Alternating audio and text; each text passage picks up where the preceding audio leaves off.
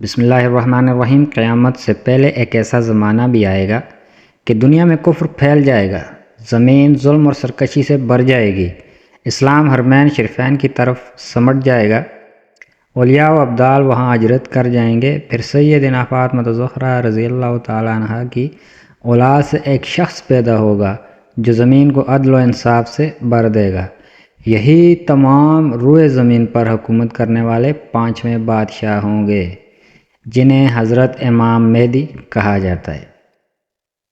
Number 1، رسول اللہ صلی اللہ علیہ وآلہ وسلم نے فرمایا، دنیا ختم نہ ہوگی حتیٰ کہ عرب کا بادشاہ ایک شخص بنے گا جو مجھ سے یا میرے گھر والوں سے ہے، اس کا نام میرے نام کے موافق اور اس کے باپ کا نام میرے والد کے نام کے موافق ہوگا۔ وہ زمین کو عدل و انصاف سے بھر دے گا جیسے وہ ظلم و زیادتیوں سے بھری ہوئی تھی۔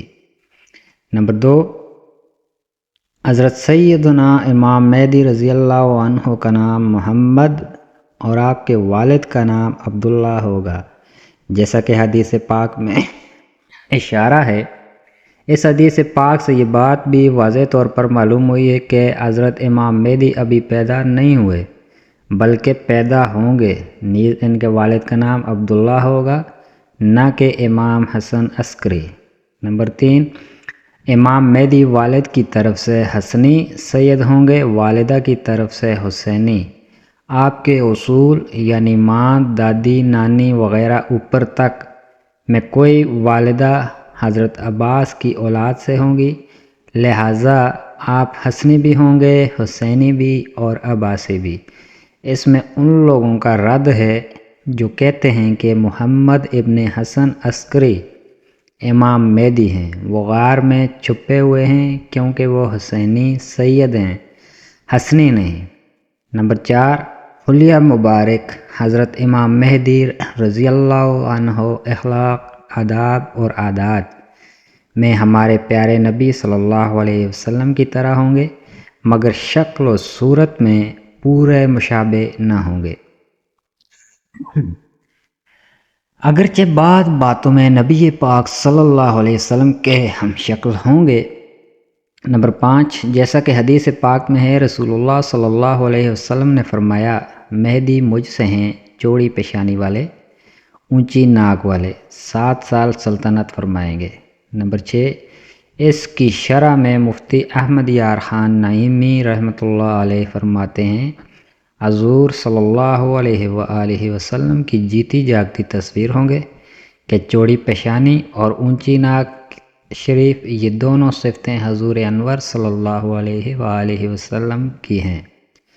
نمبر 7، امام مہدی کا ظہور ماہ رمضان میں ابدال کعبہ شریف کے طواف میں مشغول ہوں گے، وہاں اولیاء حضرت مہدی رضی اللہ تعالی عنہ کو پہچان کر ان سے بیعت کی درخواست کریں گے، آپ رضی اللہ تعالی عنہ انکار فرمائیں گے، غیب سے ندا آواز آئے گی،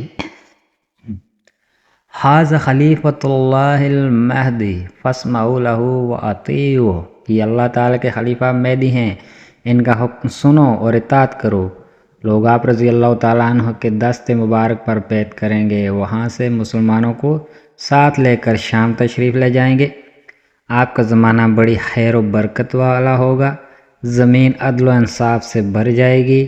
نمبر 8، حضرت عبداللہ بن عمر رضی اللہ عنہما سے روایت ہے کہ رسول اللہ صلی اللہ علیہ وآلہ وسلم نے ارشاد فرمایا، امام مہدی تشریف لائیں گے اور ان کے سر پر عمامہ ہوگا، ایک منادی یہ آواز بلند کرتے ہوئے آئے گا کہ یہ مہدی ہیں جو اللہ کے خلیفہ ہیں، لہٰذا تم ان کی اتباع و پیروی کرو۔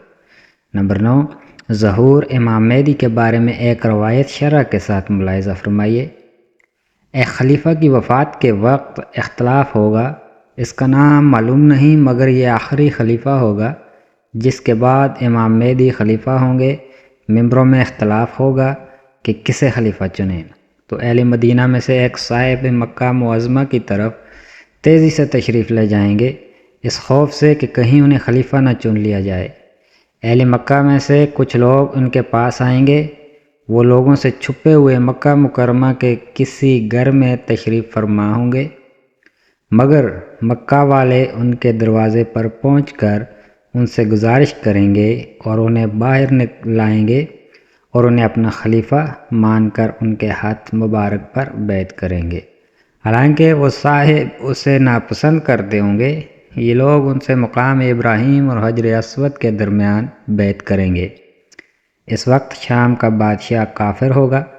جب اسے ان کی خلافت کا پتہ لگے گا تو وہ ان سے جنگ کرنے کے لیے ان کی طرف شام سے ایک لشکر بھیجے گا جس کا نام لشکر سفیانی ہوگا۔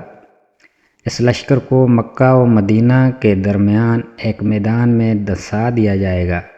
اس لشکر میں صرف ایک شخص بچے گا جو ان کی ہلاکت کی خبر لوگوں تک پہنچائے گا۔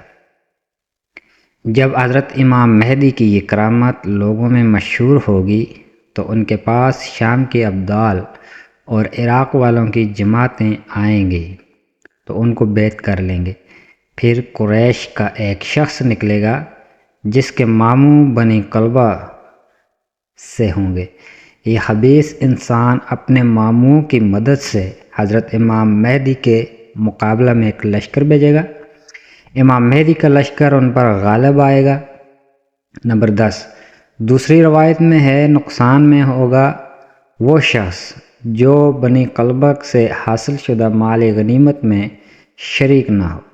خلیفہ مہدی خوب مال تقسیم کریں گے اور لوگوں کو ان کے نبی صلی اللہ علیہ وسلم کی سنت پر چلائیں گے اور اسلام مکمل طور پر زمین میں مستحکم ہو جائے گا۔ نمبر 11، کتنے سال حکومت فرمائیں گے؟ حضرت امام مہدی رضی اللہ عنہ 7 یا 9 سال تک حکومت فرمائیں گے، جیسا کہ حضرت سیدنا ابو سعید خدری رضی اللہ عنہ سے روایت کردہ حدیث میں ہے، یملک 7 او 9، یعنی وہ 7 یا 9 سال تک حکومت فرمائیں گے۔ جزاک اللہ۔